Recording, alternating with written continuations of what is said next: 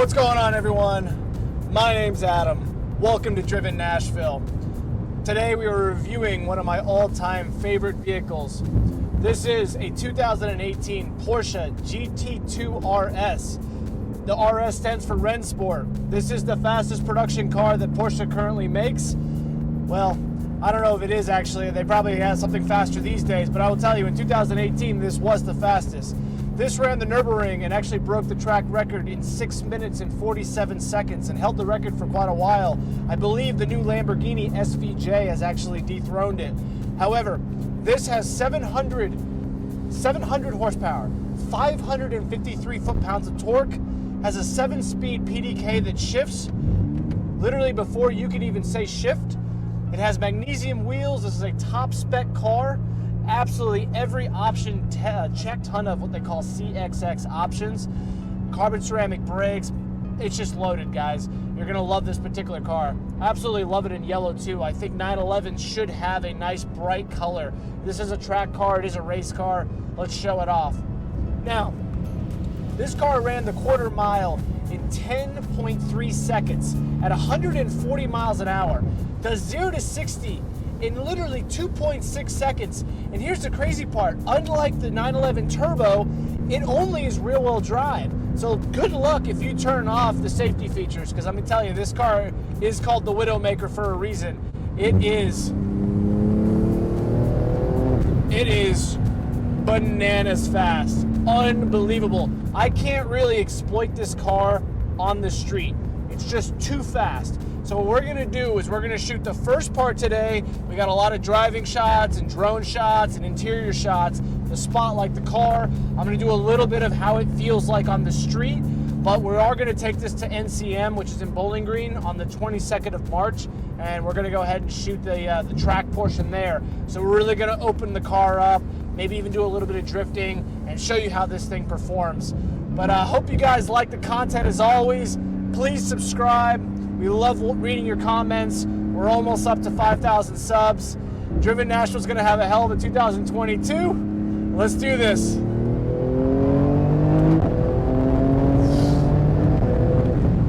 God. This car is insane.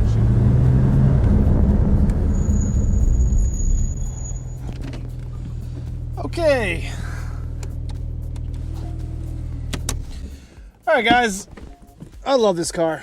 Let me just say that right off the bat. One of the things, though, this wouldn't be a review from Driven Nashville if it didn't have some negatives. So let me call out a few of them. Number one, these seats are fantastic for the track. They really are. These are the carbon bucket seats. The problem is they're fixed back. The only thing that you can do to adjust them is this right here. You can physically go up and down. So you can raise it up if you're a short person, or you could raise it down like me if you're a little taller. However, there's no adjusting this. So you are at a more of a forward position than I normally like to. I like to drive it kind of with the gangster lean, right? You ain't getting that in this car. The other problem is they're so deep. To get out of the vehicle, you actually have to kind of put your first leg out, and notice my hip is actually sitting here, and then you're able to jump out.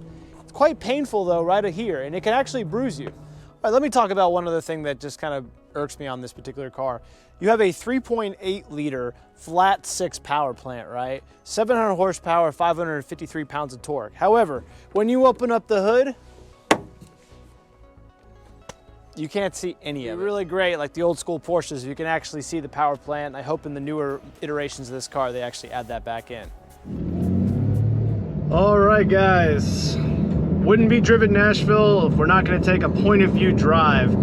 Now I'm gonna have to talk pretty loud because this car is a loud car. One reason, you have Michelin Pilot Clubsport tires, 325s in the rear, absolutely massive tires. This is a back road, right? And you know, frankly, they're loud. I'm not gonna lie to you guys. I've also got the exhaust turned on. Now, we are on public streets, okay? So while I'm in the country here, we still gotta take it somewhat easy. The reason why I'm gonna try to shoot this in 2 parts is so part 1, you can get an idea of my thoughts of how it drives on the street. The reality is this, that's not even a half throttle, right? the reality is, with 700 horsepower, this car is just unbelievably fast. It's really guys, it's too much for the street. I hate to say that. It's kind of like the Ferrari F8 when I reviewed that recently. It's just a lot of power, only rear wheel drive. Now, can it put the power down with all the technology? Absolutely. That's not the problem for this car. The problem is you just run out of road so unbelievably fast. That is the absolute issue. So as soon as you get even half throttle in any gear, you are just going so far over the speed limit that, frankly, you're going to jail. Like, I'll give you a quick example, okay? I'm doing 65 miles an hour in 5th gear, mind you. Now I'm doing 90. And understand, that's not even in the peak gear, okay? If I took that in 4th gear and then I gave it full throttle, I mean, shoot, I'd be doing 120. And the pace that this car builds, I mean, look at this. It goes so fast that you really have to be, first, a good driver, and you have to be so self-aware of what's in front of you, because you're going to get there so fast, right? Now, I've driven a ton of cars that are like that, and this car, because it's just so fast, so loud in here, so visceral, that you really have to be on your A game when you drive it. You could daily drive it, sure, it will lug, it will baby, but this car only feels good when it's doing this right here. This car comes alive, right? When you do exactly what I just did, which is lay into that gas. You can hear the twin turbo spooling, right? This car has 22 pounds of boost. That's a lot of boost, okay? 3.8 liter flat 6. It's got plenty of power, let me tell you. I mean, more than enough power. In fact, if it had 100 horsepower less, it might actually be more enjoyable on the street. Now, obviously on the track, it'd be slower, but I'm telling you what, it's 700 horsepower, it's downright exhilarating. There are few cars that are gonna make you, if you're a driver, like I'm a driver, guys. I love to drive, right? I like to, I do sim racing, I like apexes, I understand, how to get max performance out of my tires, etc. And so many more things I'm thinking as I drive, right? This car though, this particular vehicle, it turns all of the things that you've got to do to be a great driver, and it just ramps them up to 10, right? Puts them on steroids. It's just that fast. I mean, look at this. I am short shifting. That's a quarter throttle, okay? Coming into this turn, zero drama. I mean, unbelievable amounts of performance on tap here. I'm not speeding this video up. I mean, you're literally seeing this, and I mean, you got to keep in mind, this is half throttle. This is half throttle, and I am flying, okay? So, if you're a really mature guy, okay, or girl, right, mature woman, whatever, and you've got the ability to control yourself, then yes, you could enjoy this and you could have fun with it. However, if you like to push the car, right, if you like to extract all of its performance, I'm telling you, you're gonna have a hard time doing that on the street. So I would encourage you to make sure that you have a track, that's somewhat near you, and then you could go out and just have a blast. So I'm really hoping that, we're gonna be able to get this car up to NCN and in Bowling Green, and we're gonna go ahead and smash it and have a good old time. And then that's the place for it, right? We don't have to worry about people coming out of their driveways. We don't have to worry about, any law enforcement. We can just have a good time. I mean, look at that. It's like, as soon as I even get any power, I've got to slow down to make sure nobody comes in, right? That's just what this car does, is this performance level is so high. Now, having said that, is it fun? Ugh. I'm having more fun driving this car with this 7-speed PDK, right? with the sound of the turbo spool and all of it, and the backfires and the blips and just the tightness, you know, it feels so high quality. It feels just so unbelievably put together. There's no rattling in here, right? Everything is so dialed in this car. It's just, there's so few manufacturers that get it better than Porsche. I always say this, I don't know how they do it. You know, their engineering is just so much better than everybody else. The PDK shifts so much faster. I mean, it shifts so damn fast. It just bangs through gears. It's just so damn enjoyable. I mean, it really is, guys. But like I was saying, it's just so much power, right?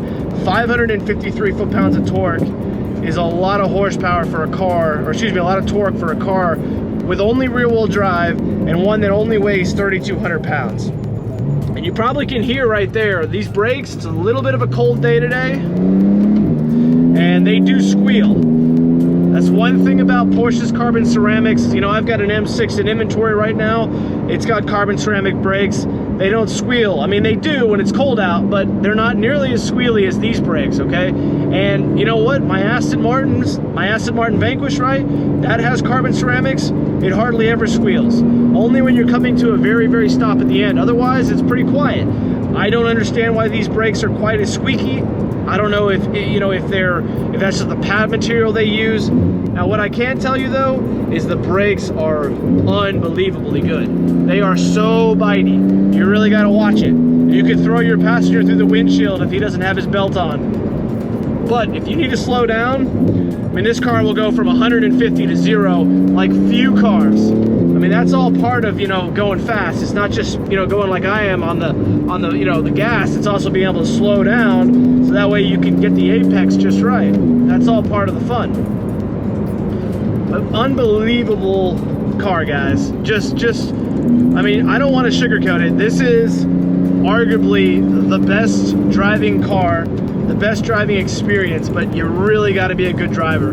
This is not the car that you're going to get into and just go 10-10 on. If you do, especially if you have the guts to turn off traction control, you're probably going to kill yourself. I mean, it's just that capable and that fast. You really got to, you know, let the car warm up. The tires are just now starting to stick a little bit on this cool day, right? The engine's just now up to temperature. I mean, that's it. It's a race car. And now this car will decimate anything on the road, right? I mean, the only car that takes it down in a straight line is the Model S Plaid, and the only car that's going to take it down in the turns is an SVJ Lamborghini, which costs another $200,000, $300,000, $400,000 more than this, right? So I can't overstate this car enough and how good it is, and I just think that you guys will love it. But like I said, the only negative is you got loud tires, you got squeaky brakes, and you got a really, really, really fast car that